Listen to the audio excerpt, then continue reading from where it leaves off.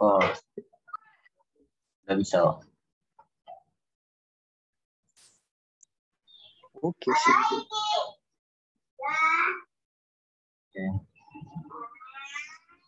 Langsung saja. Assalamualaikum warahmatullahi wabarakatuh. Perkenalkan kami dari kelompok 1 dengan anggotakan saya sendiri Alfian Haji Pangestu. Kemudian ada Rizal Mujadid Irsad dan juga Roni Tamadu.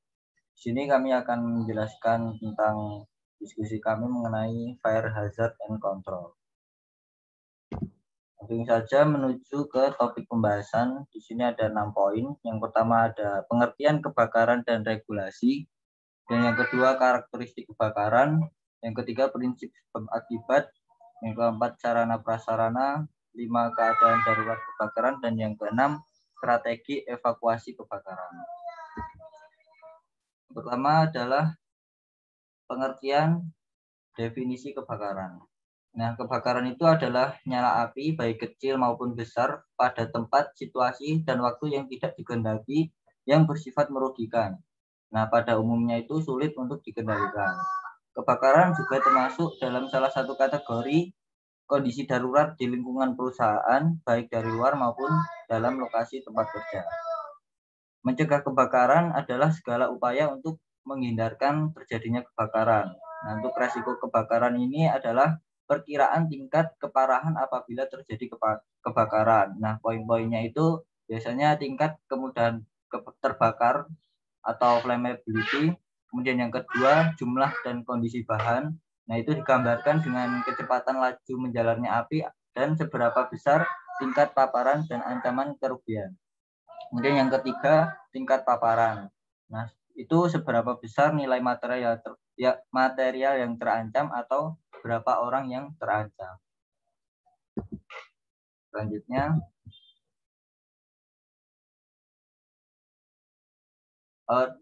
definisi dan teori api. Nah, definisi dari api itu suatu peristiwa atau reaksi kimia yang diikuti oleh pengeluaran asap panas, nyala, dan gas lainnya. Nah, untuk bisa terjadi api itu diperlukan 3 unsur, yaitu ada bahan bakar, udara, dan juga sumber panas.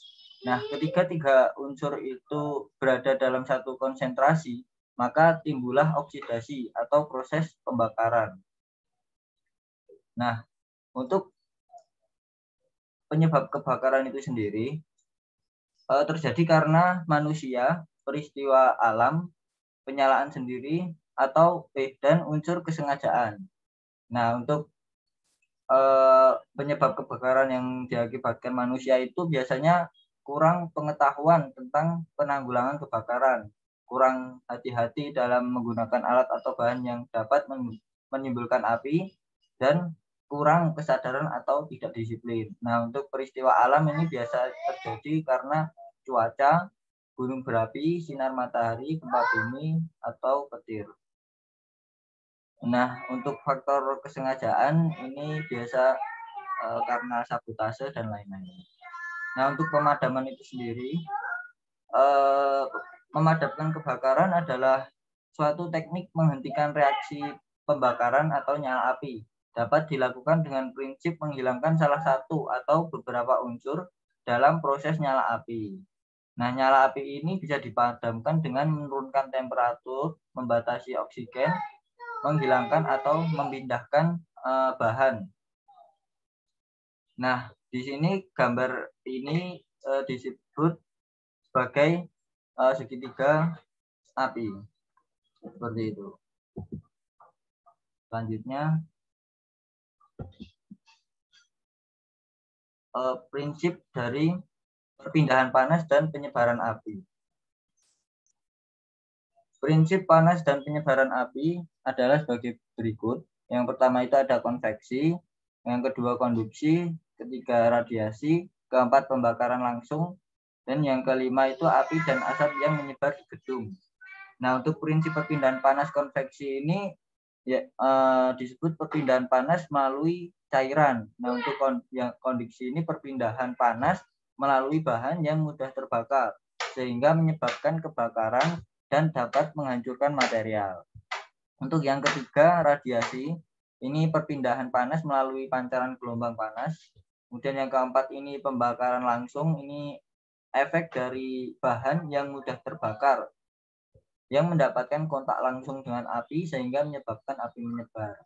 Nah, untuk api dan asap yang menyebar di gedung ini situasi di mana tidak adanya api namun terdapat asap kebakaran yang menyebar di dalam gedung. Kemudian syarat reformasi regulasi. Itu yang pertama ada the Regulatory Reform Fire Safety Order atau RRFSO. Ini adalah instrumen hukum yang hanya berlaku di Inggris dan Wales. Nah, peraturan ini berisi mengenai tanggung jawab individu dalam suatu organisasi untuk melakukan penilaian risiko seperti mengidentifikasi, mengelola, dan mengurangi risiko kebakaran. Nah, peraturan ini dibuat menjadi UU pada 7 Juni 2005 dan mulai berlaku pada 1 Oktober 2006. Nah, salah satunya dalam peraturan RRFSO dijelaskan mengenai tindakan pencegahan umum terhadap kebakaran, yaitu melakukan pengurangan risiko kebakaran dan penyebaran api. Kedua, menyediakan dan menjaga sarana jalur evakuasi. Yang ketiga, menyediakan alat pemadaman api. Yang keempat, menyediakan alat deteksi dan peringatan kebakaran. Yang kelima, memberi instruksi tindakan apa yang harus dilakukan jika terjadi kebakaran. Dan yang keenam, memberikan pelatihan pada karyawan. Nah, orang-orang yang bertanggung jawab terhadap tindakan pencegahan kebakaran itu antara lain yaitu atasan di tempat kerja yang memiliki kendali terhadap tempat tersebut, misal sebagai penjaga gedung atau staf yang mempunyai wewenang di tempat tersebut dan pemilik tempat. Nah, tugas mereka itu adalah mengambil tindakan pencegahan kebakaran yang tepat untuk melindungi pekerja dan non-pekerja untuk memastikan tempat tersebut aman. Nah, tugas-tugas tersebut antara lain adalah mengkaji mengenai pengaturan risiko, prosedur mengenai pemadaman kebakaran dan alat deteksi api, kemudian bertanggung jawab mengenai prosedur jalur evakuasi, melakukan panggilan bantuan keamanan, memberikan informasi mengenai kejadian kebakaran, melakukan pelatihan dan kerjasama mengenai pencegahan kebakaran, dan yang terakhir memberi tugas ke karyawan jika terjadi kebakaran. Kemudian otoritas mengenai hal ini itu ditegakkan dalam HSE, Health Safety and Environment. Sedangkan mengenai sarana umum jalur evakuasi dan prosedur darurat kebakaran diatur dalam CDM atau Construction Design and Management 2007. Nah, mengenai otoritas pemadaman kebakaran dan petugas penyelamatan ditunjukkan di bawah aturan RRFSO yang setara dengan UU HSW. Nah, kemudian untuk penghapusan atau meminimalkan risiko kebakaran itu diatur dalam UU Keselamatan Kebakaran dan UU Kesehatan dan Keselamatan Kerja. Nah, setiap orang yang mempunyai tanggung jawab mengenai kebakaran dan gagal mematuhi tugasnya sehubungan dengan risiko kebakaran dapat dituntut. Nah, kemudian yang kedua ini Construction Design and Management atau CDM Regulation 2007.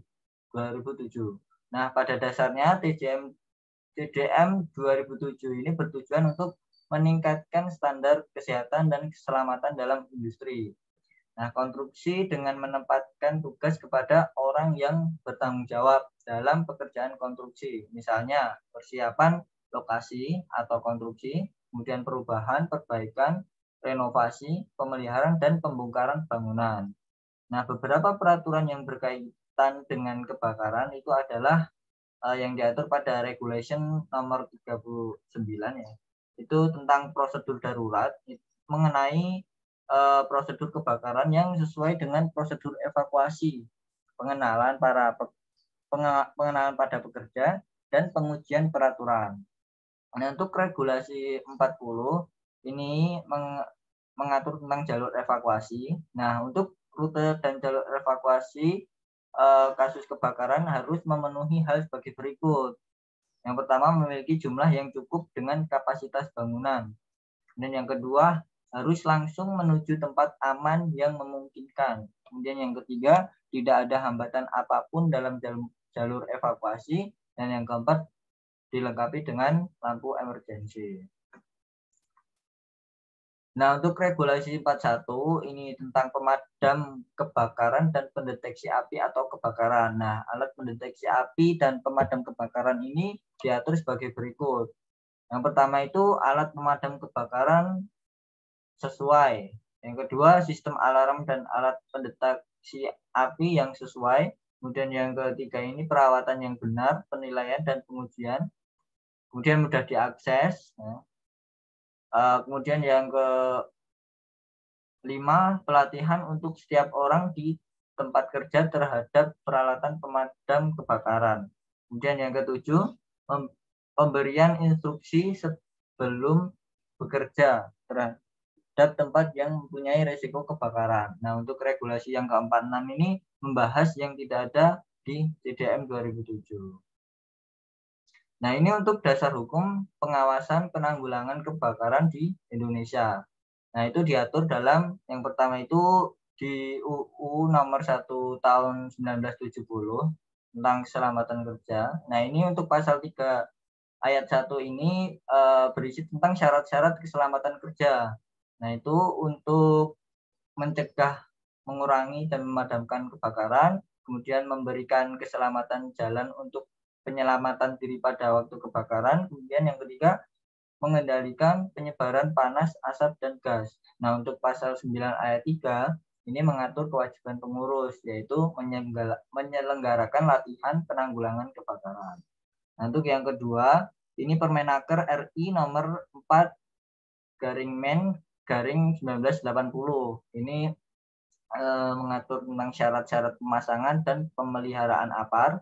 Kemudian yang ketiga ini Permenaker RI nomor 2/Men/1983 ini mengatur tentang instalasi kebakaran, yaitu instalasi kebakaran alarm otomatis. Untuk yang keempat ini Kemenaker nomor 186/Men/1999 ini mengatur tentang unit penanggulangan kebakaran di tempat kerja. Kemudian yang kelima ini ada instruksi Menaker nomor 11/M/BW/1997. Ini pengawasan khusus K3 untuk penanggulangan kebakaran. Kemudian prinsip perlindungan api atau kebakaran pada bangunan. Nah, salah satu prinsip perlindungan terhadap bahaya kebakaran yang bisa dilakukan untuk bangunan antara lain adalah desain semua bangunan baru dan renovasi harus disetujui oleh otoritas perencanaan lokal. Selain itu, data desain untuk bangunan baru dan renovasi harus dipertahankan sepanjang umur struktur bangunannya. Nah, terdapat 3 tujuan yang harus dipenuhi ketika melakukan pembangunan, yaitu yang pertama, harus memungkinkan semua orang meninggalkan gedung dengan cepat dan aman. Yang kedua, bangunan harus tetap berdiri selama mungkin. Yang ketiga, penyebaran kebakaran dan asap harus dikurangi.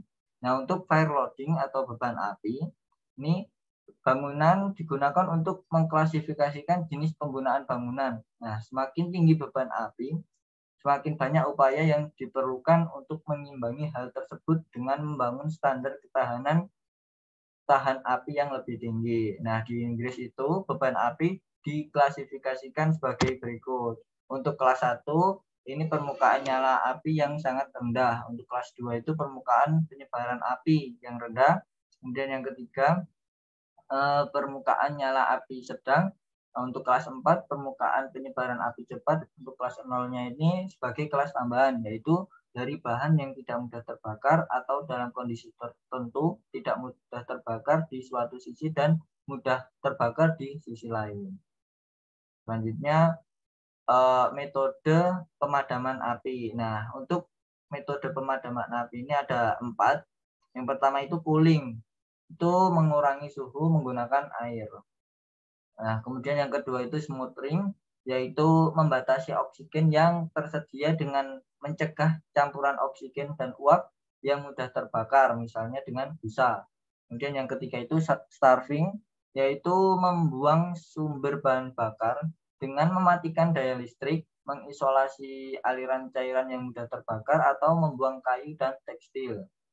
Untuk yang keempat itu ini chemical reaction, yaitu dengan mengganggu rantai pembakaran dan menggabungkan atom hidrogen dengan atom klorin dalam rantai hidrokarbon, misalnya dengan alat pemadam halon.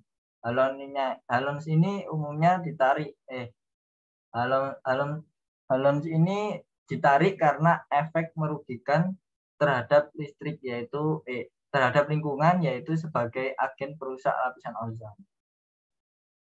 Nah, untuk klasifikasi kebakaran, ini klasifikasi kebakaran berdasarkan bahan bakar dan sarana pemadam sesuai dengan standar British N2 tahun 1992. Nah, untuk kelas A ini kebakaran yang melibatkan material padat seperti kayu, kertas, karton, tekstil, furniture, dan plastik.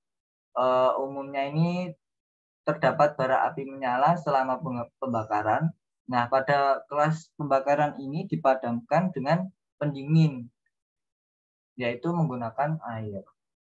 Nah, untuk yang kelas D ini kebakaran yang melibatkan cairan atau padatan cair seperti cat, minyak, atau lemak. Nah, kelas ini dibagi menjadi dua.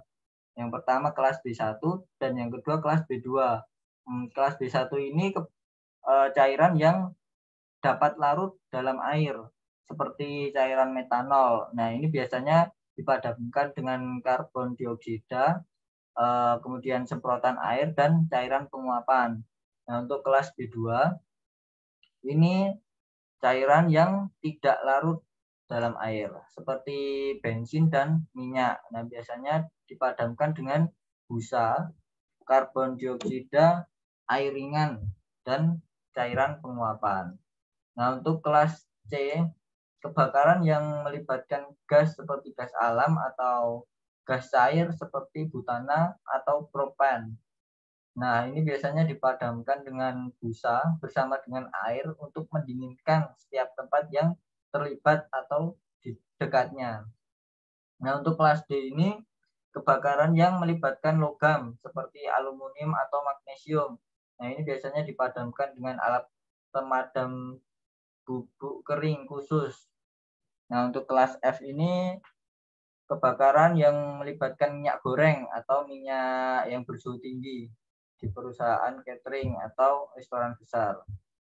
Nah, untuk kebakaran listrik, kebakaran ini melibatkan peralatan listrik atau sirkuit listrik sebagai sumber kebakaran yang akan menyebabkan kebakaran sampai dimatikan atau diisolasi.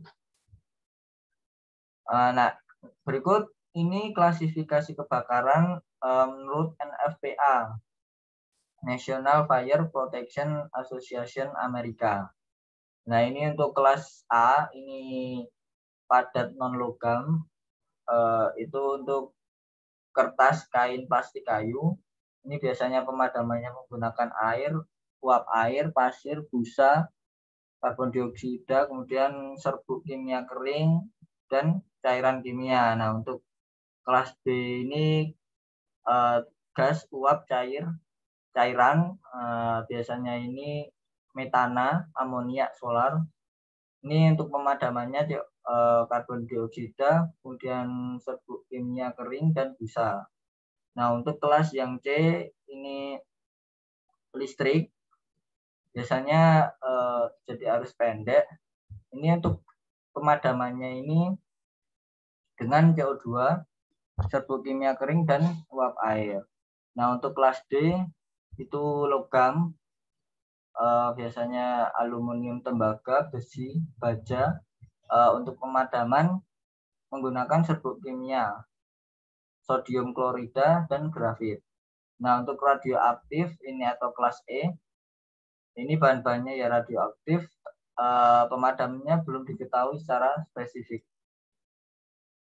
Nah, untuk bahan masakan kelas K ini biasanya lemak dan minyak masakan. Ini pemadamannya menggunakan cairan kimia dan karbon dioksida. Nah, ini klasifikasi kebakaran di Indonesia.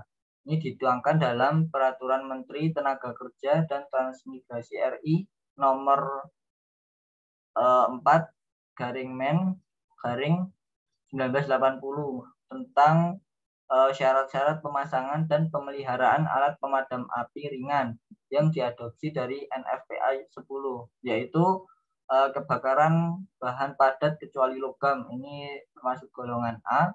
Contohnya kayu, tekstil, kertas, dan senyawa organik. Kemudian kebakaran bahan cair atau gas yang mudah terbakar. Ini golongan B.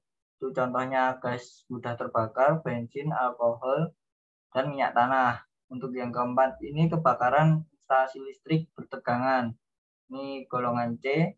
Itu contohnya kebakaran yang melibatkan peralatan listrik, kecuali jika peralatan listrik tersebut sudah dihilangkan listriknya, kebakaran dapat menjadi kelas A atau B. Nah, untuk kebakaran logam, ini golongan D, contohnya natrium, magnesium, titanium, litium, dan kalium. Nah, selanjutnya akan dilanjutkan oleh Roni. Terima kasih untuk hal. Kita akan melanjutkan dengan prinsip sebab dan akibat dari kebakaran. Dari kecelakaan kerja ada 3 poin, yaitu pertama dari menurut Budiono tahun 1991, kecelakaan kerja pada hakikatnya merupakan peristiwa yang tidak terduga dan pasti tidak diharapkan oleh siapapun juga. Nah, dan menurut Ahmad di 1991, kecelakaan kerja adalah kejadian yang tidak terencana dan tidak terkontrol, merupakan suatu aksi dan reaksi dari objek jatah manusia. Dan menurut Undang-Undang RI Nomor 3 tahun 1992 tentang jaminan sosial tenaga kerja atau Jamsostek, kecelakaan kerja adalah kecelakaan yang terjadi berkaitan dengan penyakit yang tidak menimbulkan luka atau kelainan-kelainan di tubuh. Disebut peristiwa hampir kecelakaan atau near accident. Lanjut.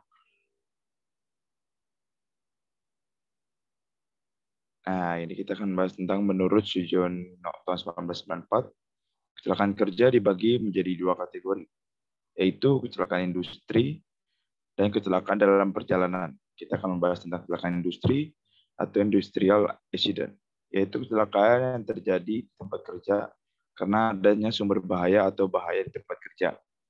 Nah, untuk kecelakaan dalam perjalanan atau commuting accident, yaitu kecelakaan yang terjadi di luar tempat kerja dalam kaitannya dengan adanya hubungan kerja. Nah, itu bisa kita bayangkan antara di industri dan di dalam perjalanan. Nah, penyebab kecelakaannya ialah sebab-sebab kecelakaan dapat dikemukakan menjadi: pertama ialah sebab dasar atau asal mula. Sebab dasar dalam merupakan sebab atau faktor yang mendasari secara umum terhadap kejadian kecelakaan, yaitu partisipasi dari pihak manajemen atau pimpinan perusahaan dalam pelaksanaan keselamatan dan kesehatan kerja, faktor manusia atau dalam hal ini adalah pekerja, dan faktor kondisi atau lingkungan kerja. Nah, sebab utamanya ini disebabkan adanya persyaratan yang belum dilaksanakan apabila pimpinan perusahaan atau manajemen telah melaksanakan program K3 di perusahaannya. Sebab ini tidak akan timbul.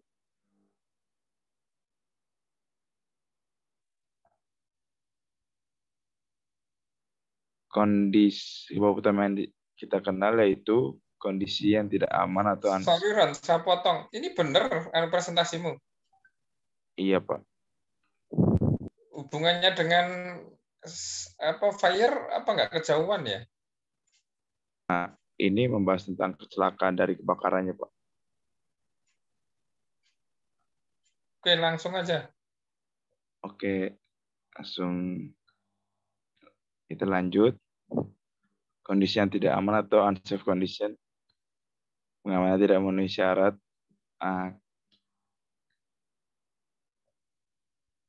Lanjut, bahas langsung kebakarannya. Mungkin bisa langsung ke itu, fire management. Fire management.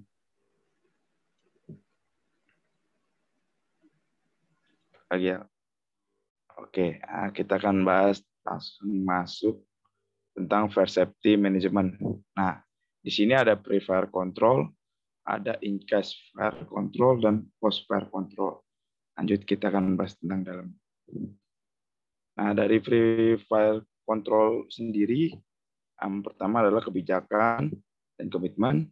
Nah, lanjut identifikasi sumber daya, inventarisasi sarana proteksi dan jalan keluar, inspeksi dan uji coba berkala, tindakan pemeliharaan dan perawatan dan peralatan, pengawasan terhadap tempat dan lingkungan kerja, struktur organisasi, manajemen pengamanan kebakaran, rekrutmen dan pelatihan personel, penyuluhan penghuni dan visualisasi pencegahan kebakaran, gambar situasi road penyelamatan, rencana tindakan keadaan darurat kebakaran, gladi atau simulasi kebakaran dan evakuasi penghuni.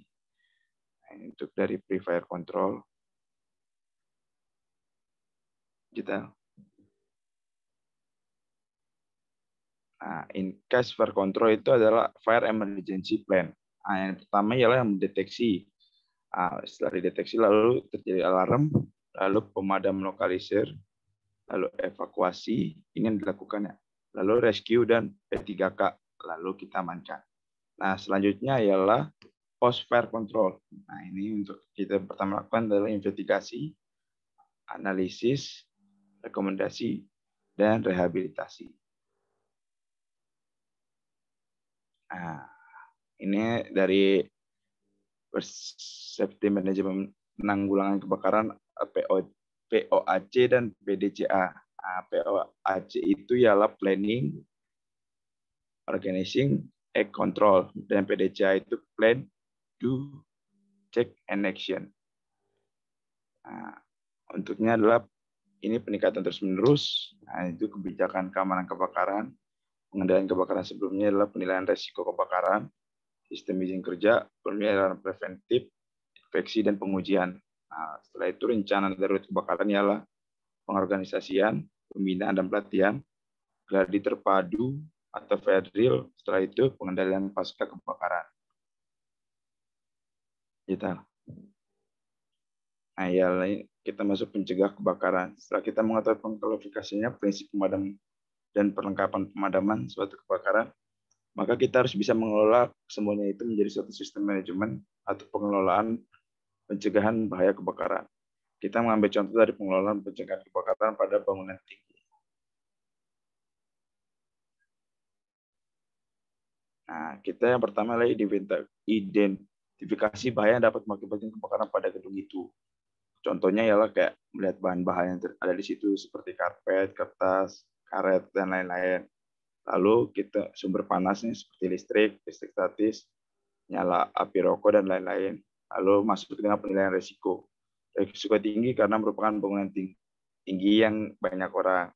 Monitoringnya ialah inspeksi listrik, inspeksi bangunan, inspeksi peralatan pemadam kebakaran, training, fire drill atau latihan kebakaran, dan lain-lain. Setelah itu recovery atau pemulihan, emergency response plan atau rencana tindakan tanggap darurat, P3K, prosedur, dan lain-lain. Nih, ini adalah sarana proteksi dan jalan keluar. Nah, sarana proteksi dari kebakarannya adalah mencakup instalasi alarm kebakaran, alat pemadam api ringan, instalasi drone kebakaran, instalasi pemercik otomatis, instalasi pemadam api otomatis. Nah, ini sarana jalan keluarnya ialah disediakan pintu-pintu darurat, koridor atau selasar, jalan yang landai, tangga kebakaran, lampu penerangan darurat, tanda penunjuk arah, dan sistem pengendalian asap. Nah, ini pencegahan kebakaran dan pengurangan korban kebakaran tergantung dari 5 pokok sebagai berikut. Pencegahan kecelakaan sebagai akibat kecelakaan atau mengurangi kepanikan. Pembuatan bangunan tahan api, pengawasan yang teratur dan berkala, penemuan kebakaran pada tingkat awalnya dan pemadamannya. Lalu pengendalian kerusakan untuk membatasi kerusakan sebagai akibat kebakaran dan tindakan pemadamannya. Oke, selanjutnya sarana dan prasarana akan dilanjutkan dengan kita Rijal. Selanjutnya adalah sarana dan prasarana. Untuk sarana ini dibagi menjadi dua, yaitu aktif dan pasif. Untuk sarana aktif yaitu berupa alat atau instalasi yang dipersiapkan untuk deteksi dan memadamkan kebakaran, seperti alarm otomatis, APAR, hydrant, sprinkler, hose rail. Kemudian untuk sarana pasif yaitu berupa alat atau sarana atau metode mengendalikan penyebab asap panas dan gas berbahaya bila terjadi kebakaran, seperti sistem kompartemensi, treatment, coating fire retardant atau pemakaian baju pemadam, sarana pengendalian asap dan api, smoke damper, fire damper, kemudian alat bantu evakuasi dan rescue. Selanjutnya, ini merupakan regulasi yang menangani mengenai sarana, yaitu Instruksi Menaker Nomor 11 Tahun 1997 tentang pengawasan sarana proteksi kebakaran, memuat tentang 17 jenis sertifikasi sistem proteksi kebakaran dengan upaya mengendalikan secara administratif tertuang dalam dokumen legal. Selanjutnya, di dalam sertifikasi itu memuat tentang pengesahan gambar rencana, testing commissioning, pengesahan layak operasi, dan pemeriksaan dan pengujian secara berkala. Selanjutnya, nah, kita akan membahas mengenai sistem atau sarana proteksi aktif. Terdapat untuk medianya terdapat 3, yaitu jenis padat, cair, dan gas. Untuk padatnya seperti pasir, tanah, selimut api, dan tepung kimia atau power chemical powder. Kemudian jenis cairnya berupa air, busa, cairan mudah menguap. Kemudian untuk gasnya adalah gas CO2, gas nitrogen atau N2, argon, dan sebagainya. Selanjutnya. Nah, ini adalah sarana proteksi yang sering digunakan berupa air, serbuk kimia kering, halon, gas, dan clean agent. Clean agent ini adalah suatu bahan yang bersifat non residu, jadi tanpa residu. Nah, dan untuk halon ini sudah ditarik peredarannya dari masyarakat. Selanjutnya, untuk air sendiri, keuntungannya adalah mudah didapatkan dalam jumlah besar dan murah, mudah disimpan, diangkut, dan dialirkan, mempunyai daya serap panas maksimum, dan dapat digunakan dengan berbagai macam cara. Selanjutnya, nah, selanjutnya adalah busa atau foam. Terdapat busa reguler dan busa all-purpose. Busa reguler hanya mampu memadamkan api dari bahan hidrokarbon atau bahan cair bukan pelarut. Kemudian busa all-purpose mampu memadamkan kebakaran dari bahan cair pelarut seperti alkohol, ether. Kemudian selanjutnya untuk seperti contohnya adalah busa kimia. Tepung tunggal bila bercampur air berbentuk busa. Kemudian tepung dual terdiri dari tepung aluminium, sulfat, dan tepung natrium karbonat. Kedua tepung ini jika dilarutkan dalam air kan menjadi busa. Nah, kemudian untuk busa mekaniknya terjadi karena proses mekanik dari bahan-bahan cair baik busa maupun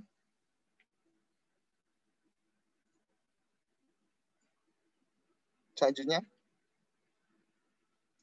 Nah, ini adalah jenis-jenis gas. Media jenis gas pemadaman dengan metode fisis yaitu pendinginan, cooling, smothering, dan dilusi, yaitu pendinginan, penyelimutan, dan pemutusan reaksi api dengan mendesak udara. Seperti contohnya adalah CO2 dan nitrogen.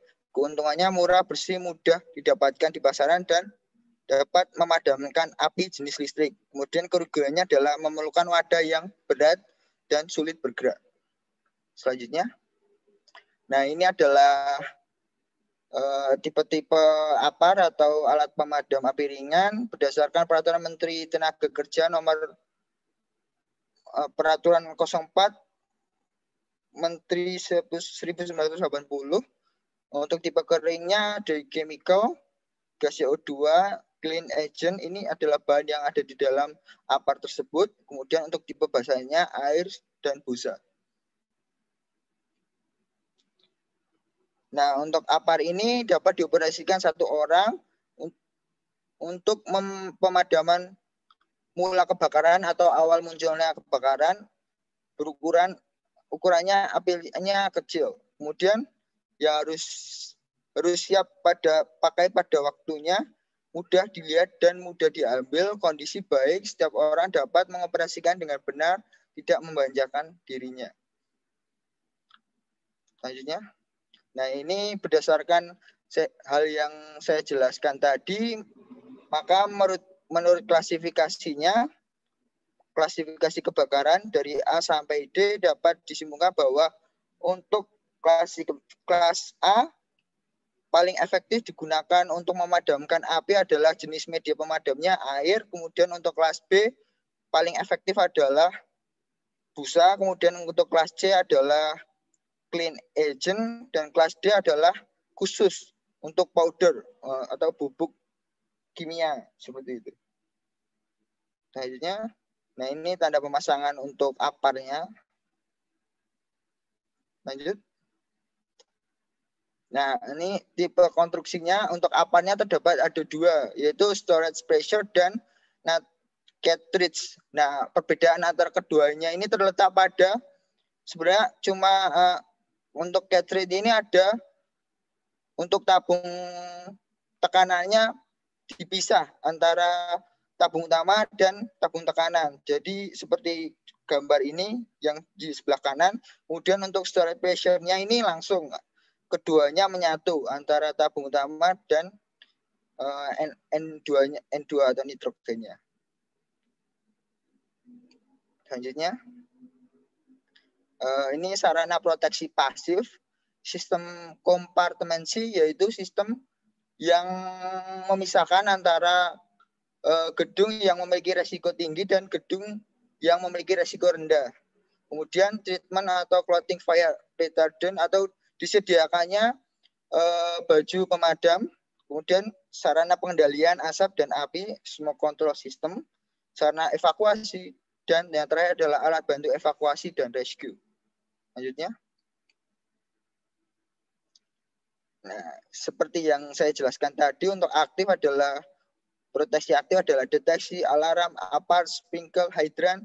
Kemudian yang pasif adalah mean of escape atau sarana penyelamatan diri, kompartemen, smoke control, fire damper. Fire damper ini adalah sejenis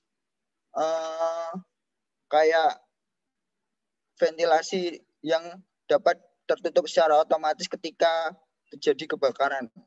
Jadi meminimalisir kebakaran itu untuk merembet ke lokasi atau gedung yang lain. Kemudian yang terakhir adalah fire retardant, yaitu kayak meminimalisir api gitu. Selanjutnya, ini adalah contoh-contohnya adalah yang pertama adalah detektor asap atau smoke detector. Peralatan yang memungkinkan secara otomatis akan memberitahu kepada setiap orang apabila ada asap pada suatu daerah, maka alat ini akan berbunyi. Kemudian fire alarm, peralatan ini untuk memberitahu kepada setiap orang akan adanya bahaya kebakaran pada suatu tempat. Yang selanjutnya adalah sprinkle. Peralatan yang digunakan untuk memancarkan air secara otomatis apabila terjadi pemanasan pada suatu suhu tertentu pada daerah di mana ada sprinkle tersebut. Selanjutnya. Nah, ini kita akan membahas mengenai keadaan darurat kebakaran. Definisi dari keadaan darurat ini adalah suatu kondisi atau kejadian yang tidak normal dengan terjadi secara tiba-tiba, mengganggu kegiatan organisasi atau komunitas, perlu penanggulangan segera. Keadaan darurat ini dapat menjadikan suatu bencana atau disaster yang memakan korban, kerugian baik harta benda maupun secara fisik. Selanjutnya. Nah, ini adalah gambar situasi rute penyelamatan. Ketika kita berada di sini, maka kita bisa berlari untuk kanan dan kiri pada tangga darurat ini. Selanjutnya. Ini berupa rencana tindakan keadaan darurat kebakaran, yaitu berupa panduan praktis, sederhana dan mudah dimengerti, berisi tentang pembagian tanggung jawab, menjelaskan tentang siapa, apa, di mana, dengan apa, bagaimana, dan bila mana. Personil yang direkrut merupakan personil terampil yang siap melakukan tugas dengan cepat dan selamat, mengantisipasi berbagai alternatif waktu kejadian, misalnya jam kerja, di luar kerja, dan kondisi lainnya. Menentukan jalur evakuasi dan tempat berkumpul sementara atau meeting point. Selanjutnya. Nah, ini adalah simulasi kebakaran dan evakuasi penghuni. Penting untuk diketahui bahwa seluruh penghuni telah mengetahui exit, apart, hidran, tombol, alarm. Yang kedua adalah peran kebakaran dapat bekerja sesuai waktu yang direncanakan. Tiga adalah penghuni dapat evakuasi dengan aman dan sesuai dengan prosedur. Dilakukan setelah 6 bulan sekali. Dilakukan tanpa pemberitahuan minimal 1 tahun sekali. Hal ini digunakan untuk menguji pengetahuan atau kesiapan bagi penghuni dalam suatu gedung tersebut. Kemudian yang selanjutnya adalah diupayakan melibatkan semua shift kerja. Yang selanjutnya adalah skenario simulasi diusahakan mendekati kondisi sebenarnya. Yang terakhir adalah koordinasi dengan instansi terkait. Selanjutnya. Nah, ini adalah strategi evakuasi kebakaran. Bagian ini menjelaskan tentang standar minimal untuk struktur organisasi keselamatan kebakaran gedung K2G, mencakup kepala atau wakil K2G, posko berapa operator, teknisi, kemudian KA peran lantai, satpam area, PMK setempat, dan P3K. Untuk KA peran lantai ini terdiri dari ruang pemadam, ruang P3K, ruang evakuasi. Nah, untuk ruang evakuasi ini ada ruang rescue untuk menyelamatkan diri dan ruang salvage. Salvage ini berarti untuk menyelamatkan barang dan harta benda kita atau dokumen-dokumen penting. Selanjutnya. Nah, maksud dan tujuan dilakukannya adalah mengetahui dan memahami tugas yang harus dilakukan oleh tim peran kebakaran pada saat terjadi kebakaran atau keadaan darurat, mengimplementasikan prosedur yang telah dibuat secara efektif. Selanjutnya.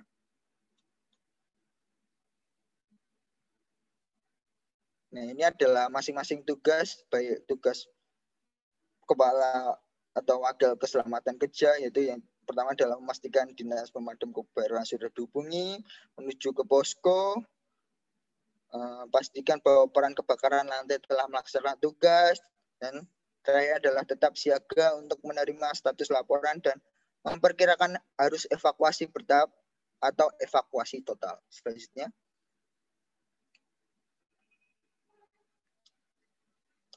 Tugas operator di sini adalah secepatnya menghubungi dinas pemadam kebakaran, jangan memutuskan hubungan telepon sampai dinas kebakaran mengulangi berita, mengendalikan sistem pemberitaan umum. Kemudian untuk tugas teknisi, mengatur dan mengatur peralatan mekanik yang saya jelaskan tadi seperti lift, alarm, pompa, kebakaran, apar, hidran. Kemudian yang saja adalah membantu kelancaran tugas bantu yang datang di TKP. Selanjutnya.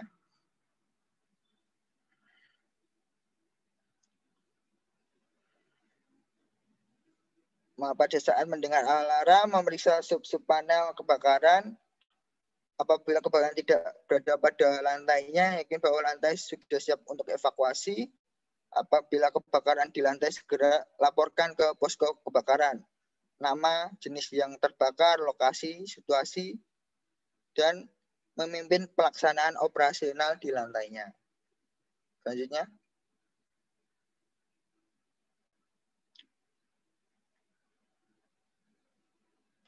Saat mendengar pemberitaan evakuasi, periksa semua ruangan dan perhatikan setiap penghuni di lantai untuk melakukan evakuasi.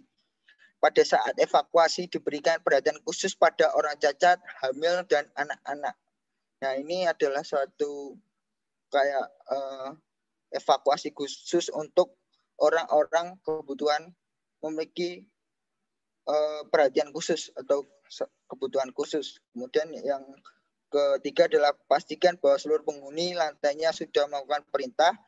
Keempat, pada saat tiba di tempat perhimpunan, laksanakan inventarisasi terhadap penghuni lantainya. Yang terakhir adalah laporkan tentang situasi terakhir dan status evakuasi kepada K3G. Selanjutnya,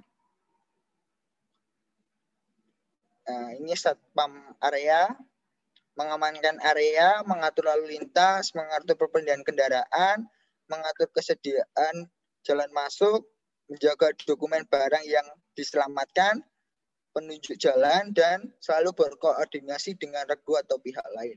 Selanjutnya,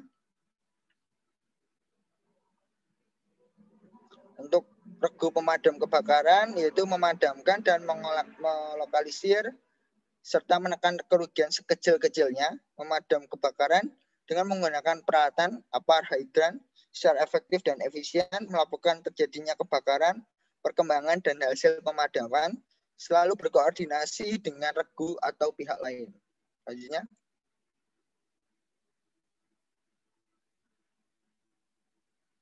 nah ini untuk tugas regu evakuasi, yaitu yang pertama mengevakuasi, memberikan petunjuk, mengarah dan mencarikan jalan keluar, selalu mengingatkan penghuni agar tidak menggunakan lift, sekaligus mengarahkan agar menuju tangga darurat terdekat. Selalu mengingatkan kepada ibu-ibu yang memakai sepatu berhak tinggi, harap dilepas, menginformasikan ke regu PP apabila ditemukan penghuni yang perlu mendapatkan pertolongan, selalu berkoordinasi dengan pihak lain. Selanjutnya, nah ini untuk regu penyelamat barang, menyelamatkan barang berharga, menyerahkan barang, memonitoring, dan selalu berprinsip bahwa keselamatan jiwa lebih penting daripada harta benda, dan selalu berkoordinasi dengan regu dan pihak lain. Selanjutnya, nah, ini tugas pemadam kebakaran setempat saat mendengar alarm, berusaha mengetahui pastikan lokasi menuju ke posko. Seorang anggota regu mengatur lift kebakaran dan menunggu kedatangan pemadam pada saat terjadi kebakaran, melaksanakan pemadaman, memberikan informasi yang diperlukan petugas bantuan yang datang, selalu berkoordinasi dengan regu dan pihak lain. Selanjutnya, nah dari presentasi yang kita diskusikan tadi, kita dapat memberikan kesimpulan bahwa kebakaran memiliki potensi risiko tinggi. Karena itu penanganan darurat kebakaran harus mendapatkan perhatian khusus. Kedua adalah kebakaran dapat diprediksi, risikonya dapat diperhitungkan, oleh karena itu upaya penanggungannya dapat direncanakan. Ketiga, dalam situasi darurat, semua penghuni akan terlibat dalam suatu ancaman bahaya. Karena itu, setiap tempat kerja harus memiliki buku panduan tanggap darurat dan disosialisasikan serta dilakukan gladi simulasi darurat secara berkala. Selanjutnya, sarana proteksi kebakaran setiap saat harus siap pakai. Karena itu, harus dilakukan pemeliharaan, pemeriksaan, dan pengujian.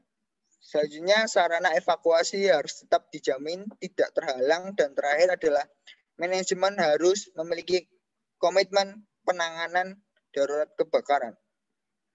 Sekian presentasi dari kelompok kami. Jika ada salah-salah kata, kami mohon maaf. Kurang dan lebihnya, kami mohon maaf. Wassalamualaikum warahmatullahi wabarakatuh. Mungkin ada pertanyaan dari rekan-rekan. Waalaikumsalam.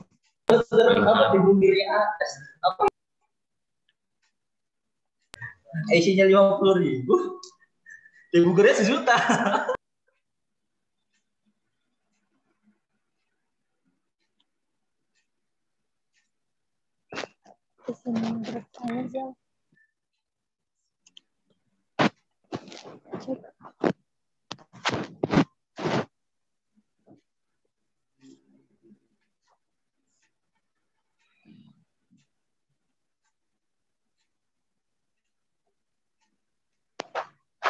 Mau izin bertanya, Jal? Oke, silakan. Ada. Kalau kemarin kan kayak ada kejadian kebakaran gitu ya di Balongan. Nah, kalau yang kemarin itu kan karena kejadiannya mungkin dini hari, jadi kemungkinan besar pekerja dan karyawan-karyawan itu kayak udah pulang gitu loh, udah nggak ada di situ. Mungkin beberapa orang doang dan malah kebanyakan itu korban-korbannya adalah orang-orang yang lagi lewat di jalan daerah Kilang dan lain-lain. Nah, kalau boleh tahu kalau misal apakah kalau pencegahan untuk apa ya, kalau kebakaran itu kan mungkin bisa terjadi dan kan untuk evakuasi dan apa ya, menanggulangi biar dia nggak terlalu menyebar kayak yang kemarin itu kan misal di Kilang 1. Nah itu, kan fokus dari, pemadam itu dan orang-orang yang mademin itu lebih ke gimana cara biar, daerah itu aja gitu yang kebakar.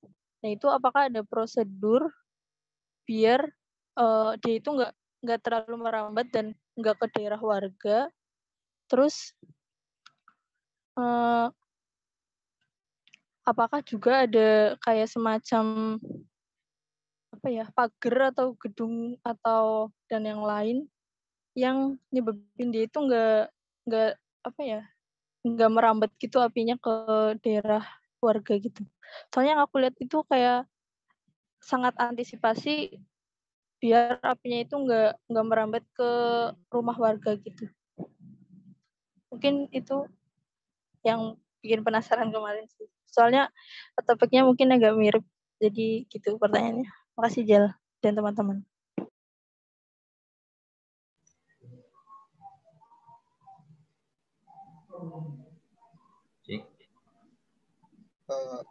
Mungkin ada pertanyaan lain? Halo, cek. Ya. Ya, sebelumnya saya Ramadan izin bertanya untuk tadi sudah dijelaskan untuk ada beberapa sarana proteksi baik itu aktif maupun pasif. Dari untuk sarana pasif sendiri tadi sudah dijelaskan untuk ada pengendalian asap atau smoke control system. Nah itu juga masuk di pre-protection system juga. Nah untuk contoh dari sarana pengendalian asap atau smoke control system itu seperti apa contohnya untuk pasif? Kalau untuk yang aktif kan itu tadi ada seperti alarm gitu kan, detektor asap. Lah untuk yang pasifnya itu mungkin bisa diberi contoh terus seperti apa? Terus yang dijelaskan Ron itu ada hubungannya enggak ya? Kalaupun ada hubungannya, ada yang mau saya tanyakan. Kalau enggak ada ya itu dulu. Yang bagian ini domino sequence, mekanisme terjadinya kecelakaan kerja.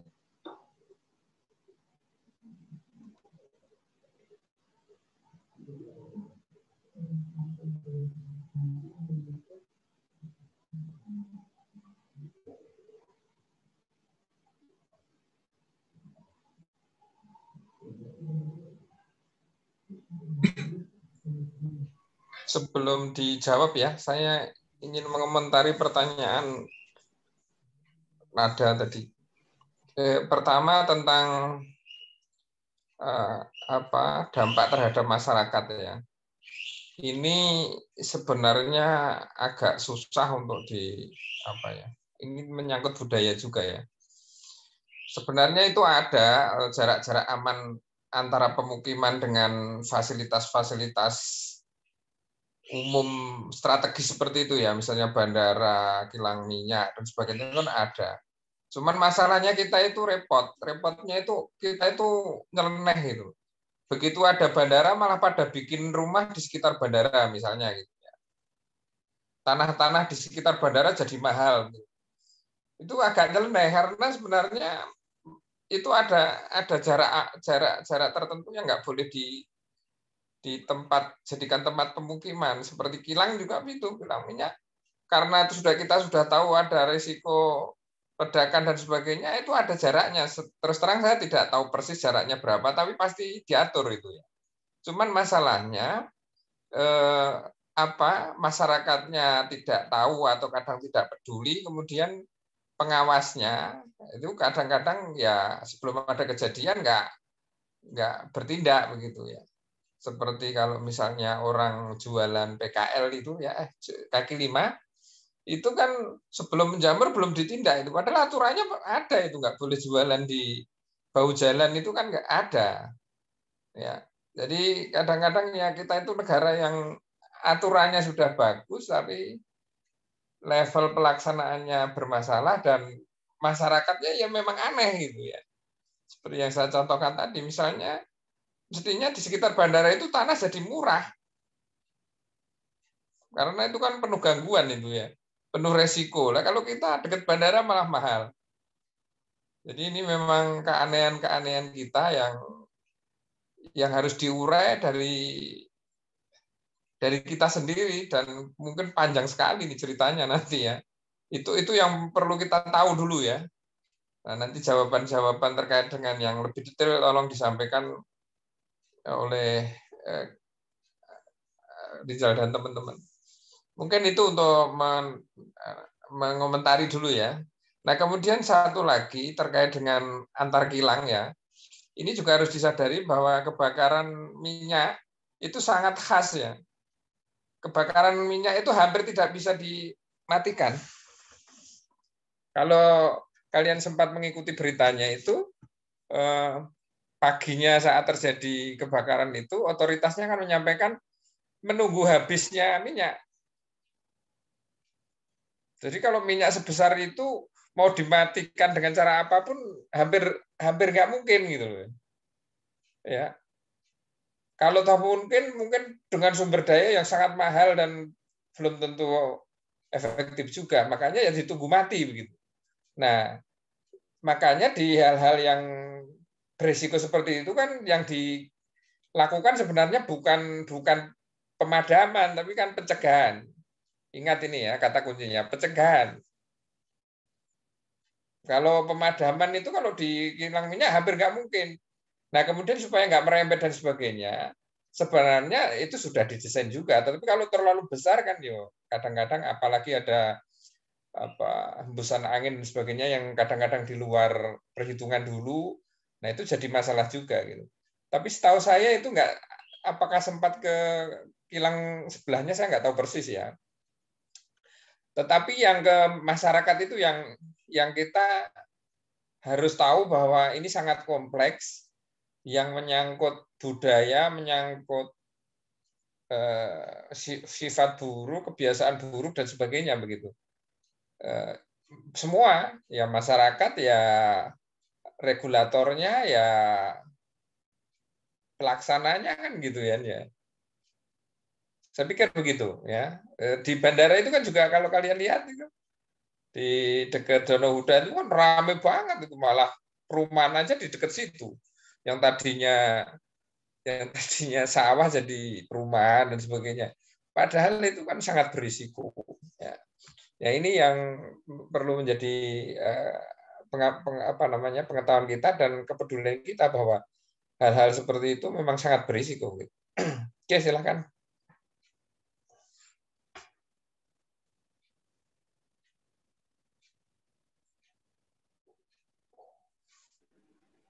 Mungkin dari teman-teman ada yang mau jawab atau saya aja? Saya yang menjawab pertanyaan dari Ramon ya.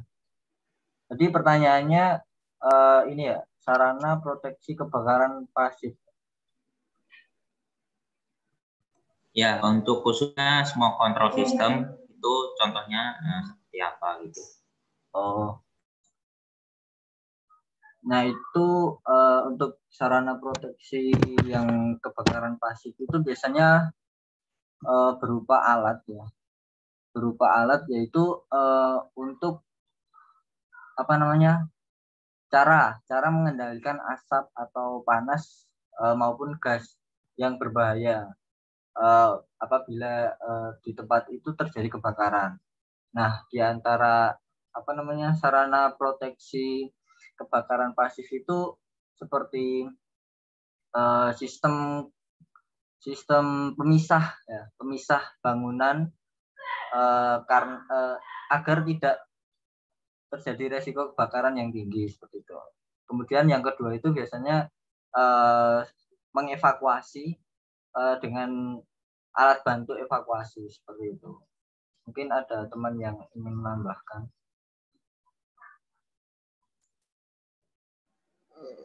Baik, terima kasih.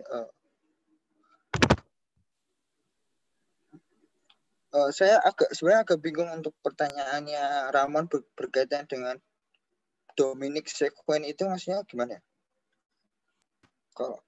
Ya, sebelumnya tadi masih belum selesai pertanyaannya. Jadi kalau yang Dominic Sequence itu memang benar masuk dalam presentasi, saya mau tanya itu kalau berdasarkan Dominic Sequence itu mekanisme terjadinya kecelakaan kerja. Nah, hubungannya maksudnya teori domino. Iya, Pak. Yang Dominic Sequence itu kan ada beberapa poin yang kayak asymmetry, social improvement, whole person. Oh, Dominic. Iya, Mas. Mari Pak, saya. Ada unsafe action itu accident injury, lah itu hubungan dengan apa? Kebakaran, dan contohnya itu seperti apa gitu protokolnya. Dan kalau yang control system tadi itu apa namanya? Mungkin saya perjelas lagi, Mas. Bentuk dari control system itu seperti apa? Apakah ada pemasangan sealing ataupun peninggian bangunan atau bagaimana seperti itu? Terima kasih.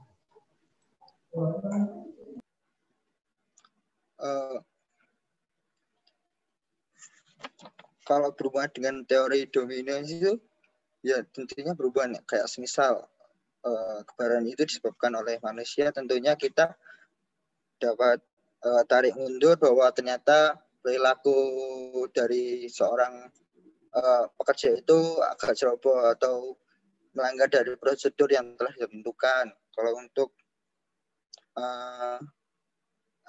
ada yang namanya, kalau untuk dari segi bangunannya, semisal kita membuat sistem yang kompartemensi, memisahkan antara bangunan yang memiliki risiko tinggi dengan risiko yang rendah, sehingga tidak terjadinya kebakaran yang berkelanjutan. Ya, terus ya maksudnya itu berhubungan untuk dari domino sequence dengan apa yang terjadi itu berupa kebakaran tersebut. Menurut saya seperti itu.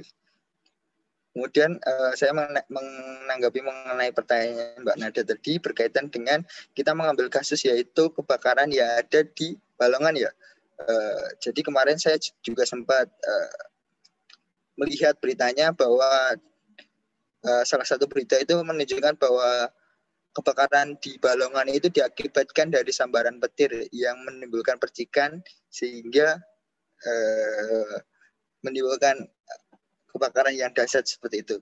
Nah, untuk agar tidak berdampak ke masyarakat atau dengan berdampak lebih luas itu, ya salah satunya adalah apa yang dijelaskan oleh Pak Irwan tadi, yaitu kita ada jarak minimal lah untuk rumah penduduk dengan wilayah-wilayah sektoral seperti kilang minyak tersebut. Kemudian selanjutnya untuk pada saat itu kan terjadi di malam, maksudnya pada saat malam ya, pada saat jam kerjanya bukan jam kerja optimal operasional gitu loh. Jadi untuk menangani hal yang besar untuk menangani itu ya tentunya kita membutuhkan teknologi yang mumpuni. Kayak misal kita menggunakan yang saya jelaskan tadi kayak sistem proteksi aktif berupa detektor, alarm, sprinkle, atau untuk agar tidak merembet ke hal-hal yang lain. Misal ada api kecil itu kita ada alat misal detektor api, kemudian langsung secara otomatis dipadamkan oleh sprinkle ataupun jika terjadi dalam suatu ruangan itu kebakaran, ada namanya fire damper. Untuk ventilasi itu secara otomatis akan tertutup. Nah, itu meminimalisir terjadinya kebakaran berkelanjutan di tempat atau gedung yang lain, sehingga meminimalisir terjadinya suatu kebakaran yang lebih besar. Kalau menurut saya sih seperti itu sih. Mungkin tanggapan dari teman-teman ada yang ingin menambahkan?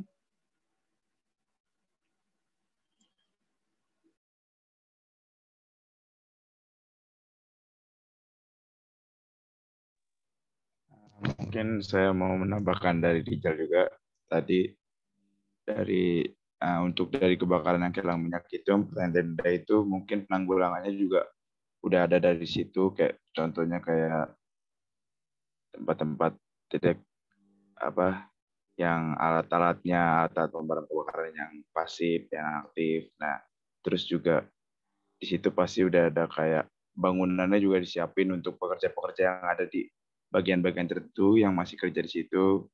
Itu dari gedung-gedung juga kan tadi dijelaskan juga dari Rijal ada jalur-jalur itu penyelamatannya dan lain-lain. Nah, mungkin itu aja tambahan dari saya. Terima kasih.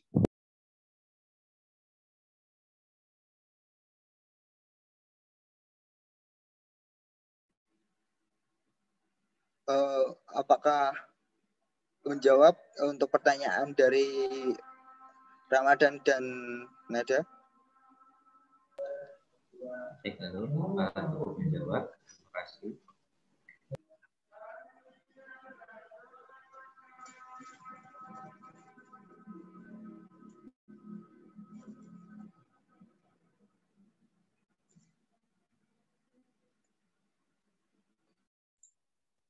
Oke, masih ada yang lain? Kalau nggak ada, mungkin ditutup saja ya.